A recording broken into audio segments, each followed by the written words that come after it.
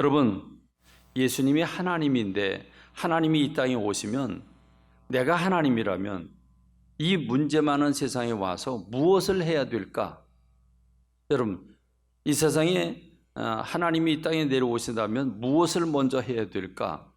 여러분 입장에서 한번 생각을 해보시죠. 그러면 예수님이 하나님이 모든 세상을 창조했다고 하는 것을 드러내시는, 그래서 내가 왕 중에 왕이다. 너희들이 왕이냐?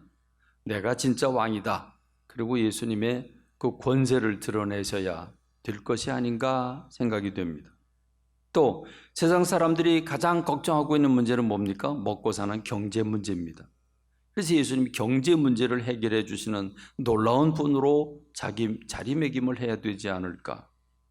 그런가 하면 땅바닥에 떨어진 윤리와 도덕을 일으켜 주시는 분으로 주님이 세상을 회복시켜야 되지 않을까 하는 생각이 듭니다.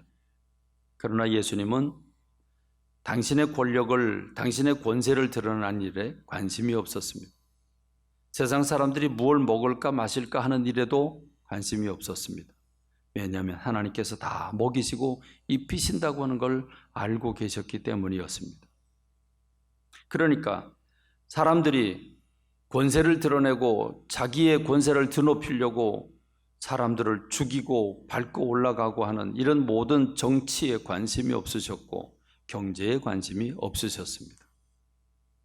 오히려 예수님은 각 동네마다 몰려드는 환자들을, 병자들을 한 사람도 싫다고 하지 아니하시고 다 고쳐주셨습니다. 장애를 가진 사람, 어느 누구 한 사람 내가 안 고쳐주겠다라고 말한 사람이 없습니다. 하나님은 그게 누구든지, 그게 소경이든지, 그게 말을 못하는 사람이든지 누구든지 그를 만나면 그들을 아낌없이 다 고쳐주셨습니다. 여러분, 예수님이 걷지 못하는 이들을 걷게 하시고 보지 못하는 이들을 또 듣게 하셨고 먼저 보게 하셨고 말하지 못하는 사람들을 말을 하게 하셨습니다. 중풍에 걸려서 침상에 누워있는 사람들 일으켜 주셨습니다. 38년 동안 허리가 꼬부러져서 허리를 펴지 못한 여인을 주님이 펴주셨습니다. 12년 동안 혈류병에 걸려서 그 흐르는 피가 멈추지 않는 그 고통당하는 여인을 주님이 고쳐주셨습니다. 여러분, 이게 주님이 고쳐주셨다 그러니까 고침받았나 보다 그냥 이렇게 생각할 수 있지만 그게 그렇게 단순한 문제가 아니지요. 그럼 지금 우리 교우들 가운데도 장애를 가진 분들이 여러분들 계시고 또 장애를 가진 자녀를 가진 분들도 계십니다. 이런 분들을 생각하면 참 얼마나 많이 힘들고 어려울까. 그걸 한 사람 한 사람 생각해 보십시오. 그게 생애 동안에 얼마나 많은 무거운 짐이겠습니까? 걷지 못하는 이들을 생각해 보십시오. 보지 못하는 이들을 생각해 보십시오. 내가 보지 못한다고 가정해 보십시오. 여러분 얼마나 답답하겠습니까? 그게 어디 사람 사는 거겠습니까? 듣지 못하는 이들은 얼마나 답답할까? 여러분 중풍에 걸려서 꼼짝 누워 이렇게 침상에 지금 누워 있는데 그럼 침대에 누워 있는 그 사람의 삶의 의미가 무엇일까요? 그가 살아 존재할 이유가 무엇일까요? 여러분 한번 가만히 생각해 보시죠. 38년 동안 허리가 꼬부러져서 참 일상생활하기 너무 힘든 이 여인을 한번 생각해 보시기 바랍니다. 내가 12년 동안 혈류병에 걸려서 온갖 의사들을 다 찾아다녀 봤지만 의사들이 못 고쳤고 재산은 다 날렸고 지금 그러고 있는 그 고통당하는 여인의 입장에 서서 한번 생각해 보시기 바랍니다. 여러분 그게 얼마나 큰 괴로움일까요? 말할 수 없는 인생 전체가 무거운 짐으로 내려누르고 있는 어쩌면 지옥 같은 삶을 살고 있는 사람들입니다. 근데 여러분 이런 사람들을 사랑의 주님이 그냥 지나쳐 버릴 수가 없는 거죠. 주님은 이런 사람들을 보면 그 마음에 불쌍히 여기는 마음이 있었습니다. 마태복음 4장 14장 14절에 예수께서 나오사 큰 무리를 보시고 불쌍히 여기사 그 중에 있는 병자를 고쳐주시니라. 마태복음 20장 34절 예수께서 불쌍히 여기사 그들의 눈을 만지시니 곧 보게 되어 그들이 예수를 따르니라. 누가복음 7장 13절 38년 된 과부 주께서 과부를 보시고 불쌍히 여기사 울지 말라 하시고 고쳐주셨다. 누가복음 18장 38장 맹인이 외쳐 이르되 다윗의 자손 예수여 나를 불쌍히 여기소서 하거늘 그러니 안 고쳐주실 수가 없죠. 주님 그 맹인을 고쳐주십니다. 사람들은 제자들은 철다구니가 없어서 그 맹인이 고쳐달라고 소리를 지르자 시끄럽다고 조용히 하라고 그러는데 예수님은 아니다 데리고 와라. 그래서 그를 고쳐주시는 모습을 볼 수 있죠. 그게 예수님의 마음이십니다. 여러분, 그럼 우리가 본질적으로 생각해 볼 수 있죠. 이 질병과 저주는 어디서 왔을까? 이 질병과 저주는 어디서 왔을까? 그렇습니다. 죄의 결과입니다. 물론 내 죄가 내 자녀들이 내 죄로 말미암아 자녀가 장애로 태어났다? 그 말이 아니고요. 아담과 하와 이후에 아담과 하와가 선악과를 따먹고 죄를 범하는 그 순간 인류에게 찾아온 고통입니다. 저주입니다. 질병이 찾아오고 늙음이 찾아오고 그래서 결국 죽게 되는 것이 죄에 대한 형벌입니다. 하나님은 에덴 동산에 아담과 하와를 살게 하실 때 영원히 살게 하셨습니다.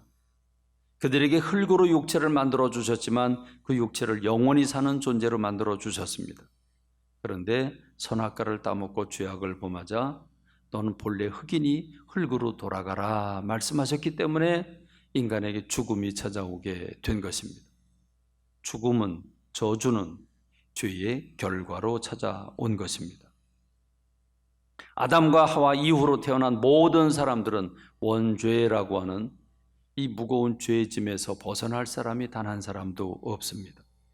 그러니까 우리는 죄인으로 태어나서 죄를 가지고 그 죄값으로 죽음을 향해서 달려가는 존재들인데 그 죽음을 향해 달려가는 그 순간에도 늙음과 그리고 질병이 인간을 엄습하고 다스리게 돼 있는 겁니다. 그러므로 예수님은, 하나님은 이런 죄의 결과로 저주스럽게 살아가는 사람들을 그냥 바라보기가 어려웠습니다. 그래서 하나님께서 예수 그리스도를 보내시기로 작정을 하셨고 예수님 그 마음을 가지고 이 세상에 오셨기 때문에 예수님은 사람들이 질병으로 또 죽음으로 고통받고 있는 모습을 그냥 보실 수가 없었습니다. 그래서 그들을 불쌍히 여기셨다. 저주스러운 삶을 살고 있는 사람들을 해방시켜 주시기 위해서 이 땅에 오신 것입니다.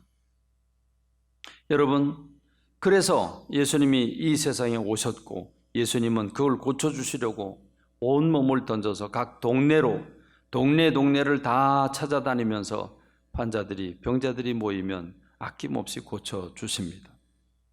여러분, 예수님의 마음이 어떤지 우린 마가복음 1장을 통해서 알 수 있죠. 마가복음 1장 32절에 보면 저물어 해질 때에 예수님께서 시몬 베드로의 집에 들어가서 좀 쉬시려고 했는데 그 쉬시려고 갔더니 베드로의 장모가 열병에 누워 있습니다. 그래서 그 베드로의 장모를 고쳐주시지요. 고쳐주고 났는데 좀 쉬려고 하는데 저물어 해질 때가 된 그 시각에 모든 병자와 귀신 들린 자를 예수께 데려오니 온 동네가 문 앞에 모였더라 말씀하고 있습니다. 예수님이 지금 가버나움의 집에 베드로의 집에 들어가셨다는 그게 소식이 온 동네에 퍼져가지고 온 동네 환자들을, 병자들을 다 데리고 지금 문 앞에 시끌벅적하게 모인 겁니다. 그래서 예수님께서 어떻게 하셨겠습니까?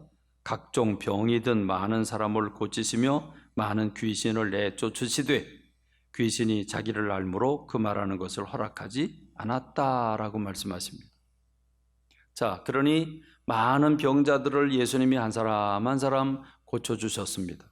그렇게 고쳐주시니 시간이 어떻게 되겠습니까? 저물 때 해가 질 때 모이기 시작을 했는데 그들을 고쳐주자 해가 넘어가고 밤이 깜깜해지지 않았겠습니까?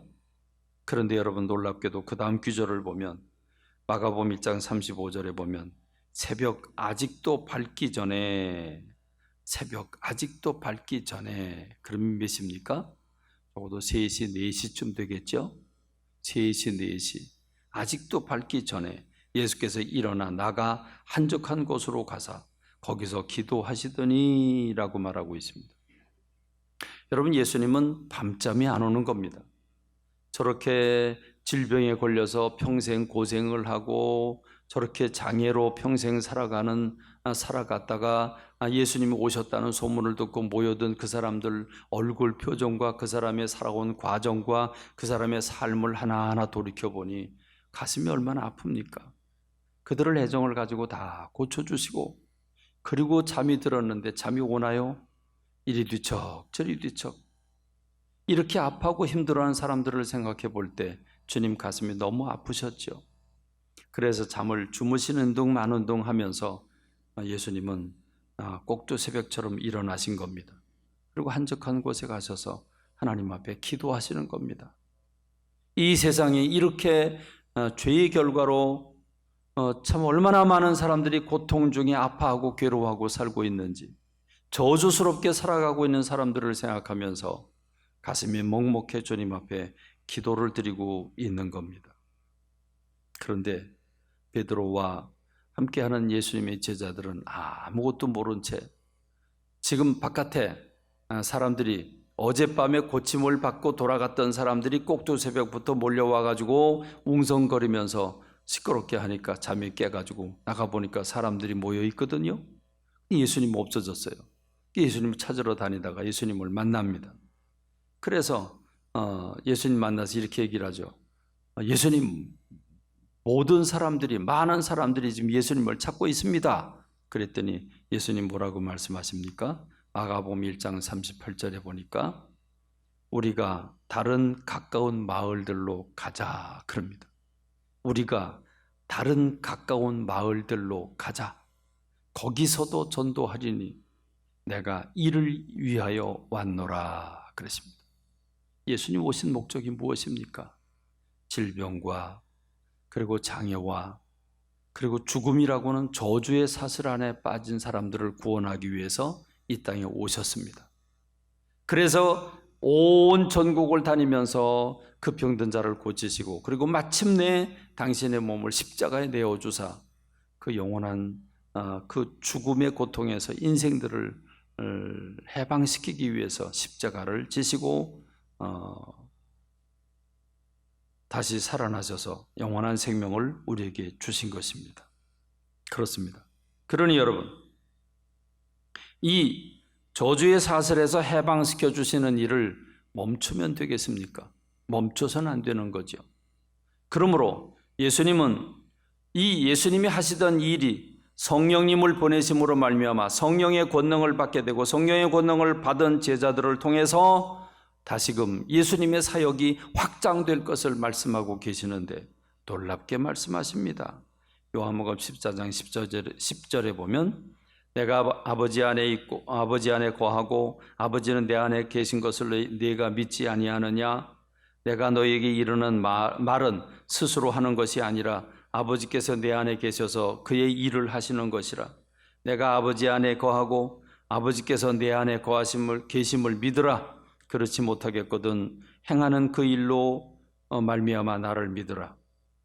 요한복음 14장 12절에 내가 진실로 진실로 너에게 이르노니 나를 믿는 자는 내가 하는 일을 그도 하게 할 것이요 또한 그보다 큰 일도 하리니 이는 내가 아버지께로 감이라. 예수님께서 하나님께로 올라가고 대신 성령님을 보내주시고 성령의 권능이 임하면 예수님이 하시던 일을 너희들도 할 것이고 오히려 그보다 더 큰 일도 할 것이라고 주님이 말씀하고 계시는 겁니다. 그리고 지금 베드로를 보니까 베드로를 통해서 어떤 일이 일어나고 있습니까? 8년 동안 중풍병자가 살아나고 성전에 앉아서 거지 노릇을 하던 태어나면서부터 걷지 못한 일을 걷게 하고 그리고 오늘 죽은 다비다를 살리는 다비다야 일어나라. 여러분, 어떤 인간이 이 말을 할 수 있을까요? 평생도록 단 한 사람도 그 70억, 80억의 인구 얼마나 많은 전 세계 사람들이 그 누구도 죽은 사람을 향해서 그 이름을 부르면서 다비다야 일어나라 말할 수 있는 사람이 누구이겠습니까? 단 한 사람도 있을 수 없죠. 예수님은 이 저주스러운 세상에 오셔서 저주의 사슬을 끊어내시려고 이 땅에 오셨고, 그것은 성령님을 통해서 다시금 전 세계로 이 놀라운 저주의 사슬에서 해방시켜 주시려고 예수님은 제자들에게 성령을 기름 부어 주신 것입니다. 그리고 지금 우리가 사는 시대는 성령 시대입니다. 그리고 예수님이 하시던 그 일은 제자들을 통해서, 그리고 그 제자들을 통해서 그 제자의 제자의 제자, 오늘 우리들에게까지 이 성령의 능력이 와졌고, 우리들을 통해서도 이 역사가 일어나기를 우리 주님은 원하고 계시는 줄로 믿습니다. 누가라고 하는 분은 예수님이 이 땅에 오신 목적을 이렇게 말씀하고 있죠. 누가복음 4장 18절로 19절에 보면 예수님께서 당신이 자라나신 곳 그 나사렛으로 가십니다. 나사렛에 가셔서 성전에 가 회당에서 성경을 달라고 그래서 이사야 성경을 주니까 이사야의 성경을 주님이 찾으셔서 이 말씀을 읽으십니다. 누가복음 4장 18절로 19절에 보면 주의 성령이 내게 임하셨으니 이는 가난한 자에게 복음을 전하게 하시려고 내게 기름을 부으시고 나를 보내사 포로된 자에게 자유를, 눈먼 자에게 다시 보게 함을 전파하며 놀린 자를 자유롭게 하고 주의 은혜의 해를 전파하게 하려 하심이라. 이 말씀을 선포하고 주님은 사람들이 예수님을 주목해 보니까 이 글이 오늘날 너희에게 응하였느니라 라고 말씀하십니다. 이번 주간 중에 한 성도의 가정을 신방했습니다. 암에 걸리셔서 그 암이 지금 여러 곳으로 전이되고 있고, 지금 그래서 암의 그 약물 치료를 좀 주사를 받고 계신 한 성도님을 찾아갔는데, 그 성도님이 은혜 받은 얘기를 합니다. 이렇게 참 치료를 받으면서 한 가지 깨닫는 게 있다. 성경이 새롭게 읽혀지는데 성경을 읽다 보니까 마음이 가난한 자가 복이 있다 그랬는데, 마음이 가난하다는 게 뭘까? 그 말씀이 계속 자기 마음을 울린다고. 그래서 그 부분을 설명해 드렸죠. 마음이 가난하다. 마음이 가난하다. 마음이 무엇으로 꽉 차 있다. 무엇으로 꽉 차 있을까요? 무엇으로 꽉 차 있을까요? 여러분 마음은 무엇으로 꽉 차 있나요? 여러분 한번 솔직히 얘기해 보세요. 여러분 마음 무엇으로 꽉 차 있어요? 내가 이렇게 됐으면 좋겠다라고 하는 탐심으로 꽉 차 있는 거 아닙니까? 내가 이렇게 높았으면 좋겠다. 내가 이렇게 인정받았으면 좋겠다. 내가 사람들에게서 인정받고 내가 이걸 소유하고 내가 이렇게 되고 저렇게 되고. 여러분 각자 얼마나 많은 마음에 꽉 찬 자기의 탐욕들이 있습니까? 그런데 마음이 가난한 사람이 복이 있다. 저가 천국을 얻을 것이다. 어떤 사람이 천국의 사람이 됩니까? 마음이 가난한 겁니다. 마음을 비우는 사람, 자기를 내려놓는 사람. 그래서 나는 아무것도 아니고 나는 못난 사람이고 나는 죄인이고 나는 부족한 사람이라고 하나님 앞에 자기를 부인하는 사람, 나는 아무것도 아니라고 자기를 부인하는 사람, 저가 천국에 들어갈 자격이 있다는 겁니다. 오늘도 우리 주변에 이렇게 둘러보면 물질이 좀 있는 사람, 물질이 많이 있는 사람, 평생 먹을 걸 벌어놓은 사람, 이런 사람들을 제가 이렇게 관찰해 보니까 예수님에 대한 관심이 없어요. 자기 마음을 가난하게 내려놓을 마음이 전혀 없어요. 그걸 꽉 붙잡고 그게 자기가 내세울, 자기가 가지고 있는 가장 좋은 것이기 때문에 그걸 내려놓을 수가 없는 거죠. 그러니 천국을 얻을 수가 없습니다. 그런데 여러분, 어떤 사람이 천국을 얻을 수 있습니까? 마음이 가난한 사람입니다. 나는 아무것도 아니라고 자기를 부인하는 사람, 주님이 내게로 오라. 내가 내 죄를 사하여 준다. 그리고 천국 백성으로 삼으시는 겁니다. 주님이 이 땅에 왜 오셨습니까? 포로된 자를 자유케 하시려고, 눈먼 자를 다시 보게 하시려고, 눌린 자를 자유롭게 하시려고. 여기엔 두 가지가 섞여 있습니다. 하나는 육체의 질병으로 포로가 된 사람, 하나는 죄의 짐으로 말미암아 괴로워하는 사람. 이 두 종류의 사람을 치유해 주시고 해방시켜 주시고 자유케 하시려고 오셨다고 했습니다. 여러분, 육체의 질병 때문에 고통받고 계시죠? 그러나 또 한편으로는 여러분 안에 무엇으로 고통받고 계십니까? 여러분 안에 수많은 상처들로 말미암아 고통받고 있지 않습니까? 우리 인생은요, 간단합니다. 이렇습니다. 우린 죄인으로 태어났습니다. 의인으로 태어난 거 아닙니다. 죄인으로 태어났습니다. 죄인으로 태어나서 제일 먼저 만난 사람이 누군지 압니까? 죄인입니다. 부모님이죠. 부모님은 의인이 아닙니다. 죄인입니다. 그래서 상처를 제일 많이 받는 게 누군지 아십니까? 부모님의 언사입니다. 부모님에게 상처를 제일 많이 받습니다. 그리고 가까이 하고 사랑하는 사람들에게서 상처를 제일 많이 받습니다. 어려서부터 죄인으로 태어나 죄인들 속에 둘러싸여서 죄인들 속에 관계를 하는 그 관계 속에서 이 사람에게 저 사람에게 내 안에도 상처가 있어, 내 안에도 지금 죄가 있어서 그 죄성 때문에 온전치 못한데 거기다 죄인들이 함께 그 죄를, 그 안에 있는 상처들을 찔러대니 어떻게 되겠습니까? 우리는 어려서부터 자라나는 과정에서 수많은 상처들을 차곡차곡 쌓고 그것 때문에 사람들을 만나기를 두려워하고 그것 때문에 가면을 쓰고 그것 때문에 말조심하고 조심한다고 하는데 나도 모르게 불쑥 상처들이 튀어나와서 사람들과 관계 속에서 늘 문제를 일으키고 또 내 문제를 받고 그러면서 서로 아파하고 힘들어하면서 조심스럽게 살얼음을 걷듯이 걷고 있는 게 오늘 우리들의 삶의 모습 아닙니까? 이렇게 사는 건 아닙니다. 우리 어떻게 살아야 될까요? 요한복음 8장 36절에서 아들이 너희를 자유롭게 하면 너희가 참으로 자유로우리라 그랬습니다. 예수님의 십자가 앞에 엎드렸으면 십자가 앞에 내 이 무거운 짐을 내려 놓아야 됩니다. 근데 제가 보기에 우리 교우들은 예수님 앞에 오기는 왔는데 이 짐을 내려놓으면 큰일 나는 줄 알고 이 짐을 꼭 그냥 붙잡고 계속 아파하면서 예수님을 믿고 있는 모습입니다.